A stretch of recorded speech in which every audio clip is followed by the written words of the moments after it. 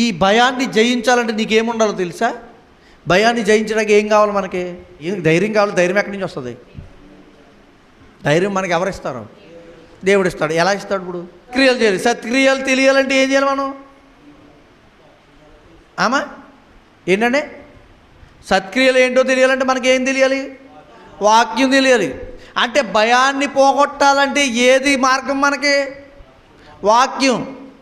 ఇప్పుడు భయం అనే కలత మన జీవితంలో పోవాలనుకోండి, భయం అనే కలత నుండి మనం బలము జయాన్ని పొందుకోవాలనుకోండి, మనకేముండాలో తెలుసా? వాక్యం ఉండాలి. నీ వాక్యమే నన్ను బ్రతికించును. పాట పాడేస్తాం, మాట మాట్లాడేస్తాం, కానీ దానిలో ఉన్న అర్థాన్ని తెలుసుకోం. నీ వాక్యం నన్ను బ్రతికిస్తుందంటే చనిపోయేవాడు కూడా నువ్వు చూడండి, డాక్టర్లు కొంతమంది అంటారు, కొంతమంది చెప్తూ ఉంటారు, చనిపోయేవాడు నువ్వు చచ్చిపోతావు అని చెప్పకూడదు, వాడు ముందుగానే చనిపోతాడు. చనిపోయేవాడిని నువ్వు ఇంకా బ్రతుకుతావని చెప్పామనుకోండి, ఆ ధైర్యంతో బ్రతకగలడు అని చెప్తుంటారు.